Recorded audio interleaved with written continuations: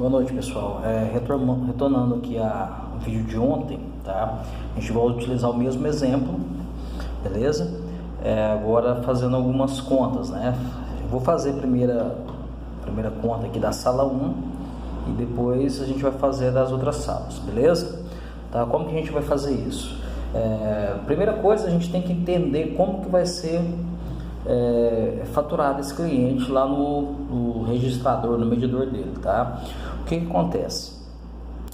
Esses medidores específicos que fazem essa leitura aqui, eles têm algumas formas de fazer a leitura, tá? A gente tem o geral, que é o consumo geral de consumo, tá? Que é o total, tá? Isso é as 24 horas, independente do horário dele, que ele utilizou, dos dias, das horas, né? Enfim, tá? É tudo registrado aqui, tá? Aí a gente também tem o horário ponta, tá? O horário fora ponta também. O que acontece, tá? No grupo B, a gente vai olhar para esse canal do medidor, tá? E para o grupo A, a gente vai olhar para esses dois canais, beleza? Que é o ponto fora ponta. O que a gente precisa identificar aqui, tá? O consumo, valor em quilowatt-hora, tá? Em quilowatt-hora, ele vai ser o mesmo, tanto para o consumo como B, como o grupo A. Por exemplo, tá? Se o cara for faturado em grupo A e aqui no ponta ele registrar um exemplo de 1000 kWh e no fora ponta 3000 kWh, o geral vai ser a soma dos dois, vai dar 4000 kWh.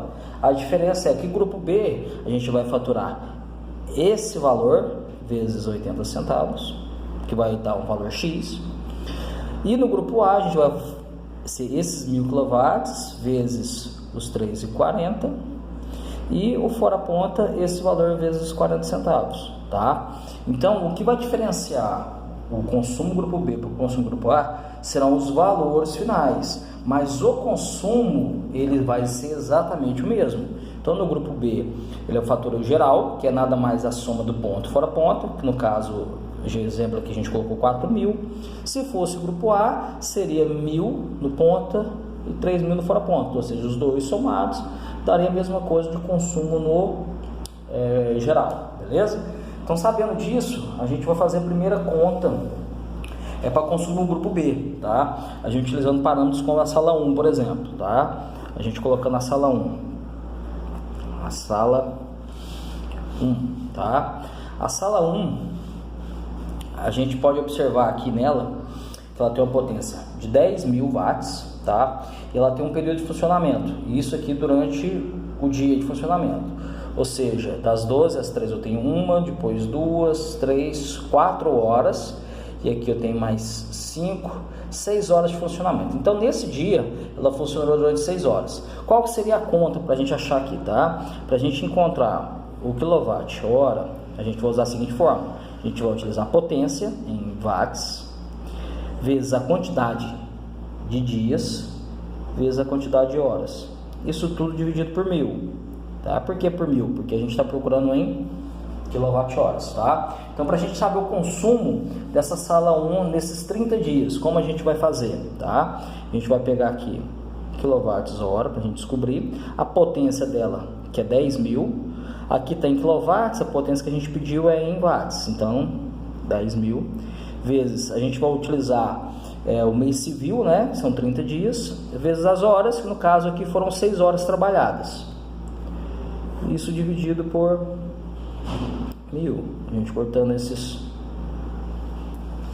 3 zerinhos aqui, vai dar 30 vezes 10 vezes 6. No caso, é igual a 1.800 kWh. Esse valor aqui, tá? É o valor de quê? O que essa sala, no caso, esse ambiente, né? Que seja um motor, ou seja, vários motores juntos, consumiram durante 30 dias, tá? 6 horas. Por que a gente está colocando 30 dias? vamos fazer uma suposição até para ficar um pouco mais fácil o entendimento a princípio, tá? Que esse cliente funcione sábado, domingo, direto. Uma produção, ele funciona, não 24 horas, que é só esse período das 12 às 22, mas eles trabalham todos os dias, inclusive feriados e finais de semana. Trabalha por escala, por exemplo, né?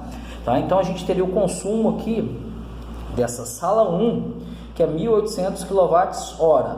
Só que esse consumo aqui, se a gente observar, a gente utilizou as 6 horas, ou seja, foi o período integral que ele trabalhou, das 12 às 14, depois das 20 às 22 horas, certo? Período integral. Aí o que acontece?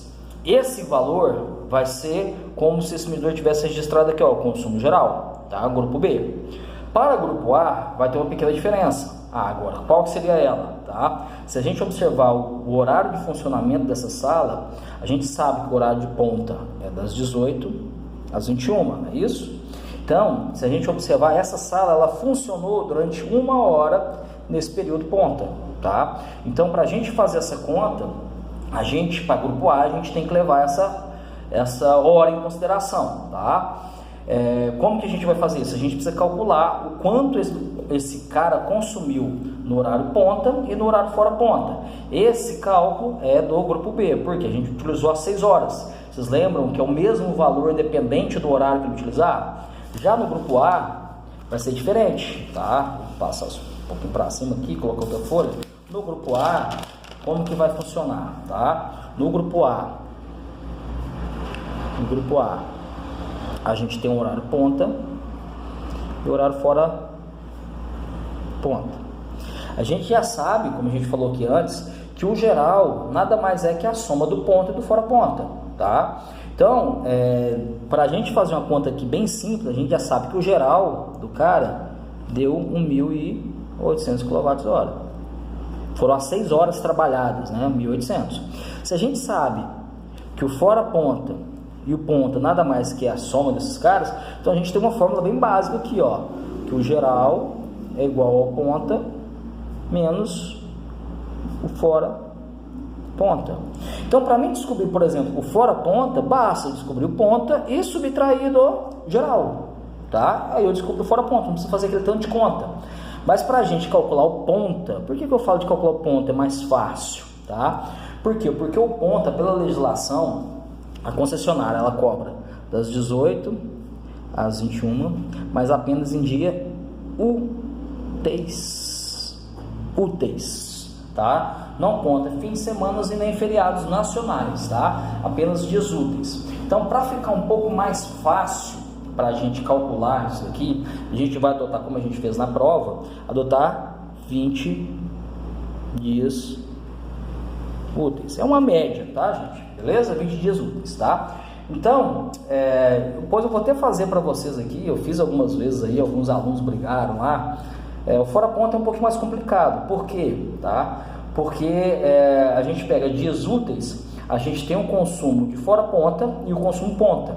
E finais de semana e feriados eu teria só o fora ponta, tá? O medidor ele não registra no horário ponta quando se marca finais de semana e feriados. Então a gente teria que calcular o fora ponta, fazer 2 contas na verdade, tá? No ponta é bem mais simples, apenas uma conta. Como que a gente faria isso? Ó? A gente calculando da sala 1 ainda, tá? O consumo do ponta, tá? A gente sabe que ela tem a mesma potência, são 10.000. A gente sabe agora que o ponta, ele trabalha em apenas 20 dias, ele é registrado só em 20 dias, tá? Vocês olham aqui, a gente utilizou 30, por quê? Porque a gente estava fazendo a conta para grupo B. Para grupo B é independente, de novo, o valor no horário ponta, fora ponta dos dias, seja útil, seja feriado, na semana, é um valor só. Então a gente usa os 30 dias e as 6 horas diretas que ele trabalhou. Já no ponta não, a gente vai usar a mesma potência, porque ele trabalhou com a mesma potência. Se a gente olhar aqui na sala 1, no horário ponta, que é das 20 às 21, ele trabalhou integral, com os 10.000 watts. Então a gente vai colocar 10.000 watts, vezes dias. Quantos dias que ele trabalhou? 20. Vezes quantas horas que esse cara trabalhou no horário ponta. A gente olha aqui para o nosso gráficozinho, ó, nossa tabela, das 18 às 21, quanto que ele trabalhou? das 20 às 21, apenas 1 hora. Então, na nossa fórmula, a gente coloca apenas 1. E é lógico, a gente divide por 1000, tá? Recapitulando, por que a gente coloca 20? Porque no ponta, o medidor registra apenas em dias úteis. Então, a gente está adotando como uma média 20 dias úteis, beleza? Então, a gente fazendo essa conta rápida aqui, a gente vai ter um consumo de 200 kWh. Isso no ponta, tá? No ponta, beleza, gente? E no fora ponta?